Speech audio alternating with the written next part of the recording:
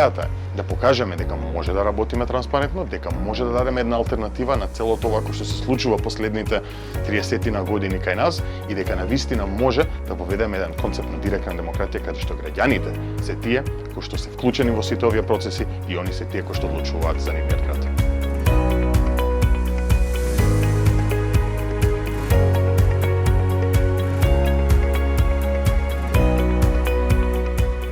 Да се биде советник значи дека треба да се слуша граѓанинот, чисто си ти советник, и дека се треба да се работи за општото добро.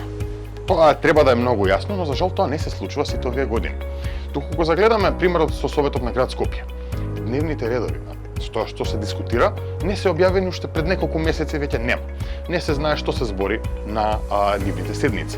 Не се знае кој како гласа. Дали моите советници кои што јас ги имам избрано гласат за или против теми кои што мене ме засегаат. Не се знае што е усвоено, освен некој блог пост каде што се кажува можеби некоја битна точка, другото ништо не е објавено.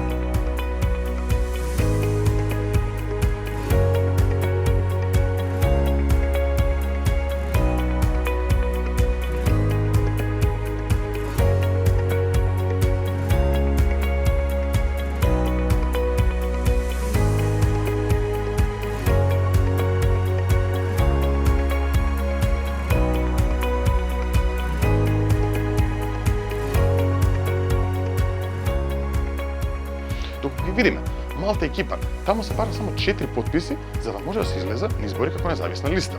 Во Грција се бара 12.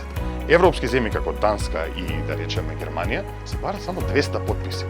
А во Хрватска изборниот процес, тоест собирање подписи е олесен со тоа што ќе може да се излезе на улица и само со документ на лична идентификација да се добијат подписи од граѓани кои што ја поддржуваат таа независна листа.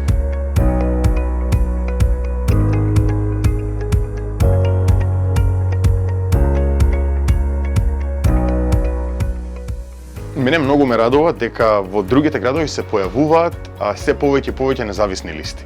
Знаеме за Појнак од Битола, знаеме за Тетово од секако Тетово, знаеме дека слушнавме дека можеби во Кочани се формира негде, во Охрид се формираат листи, во општините низ Скопје се формираат независни листи.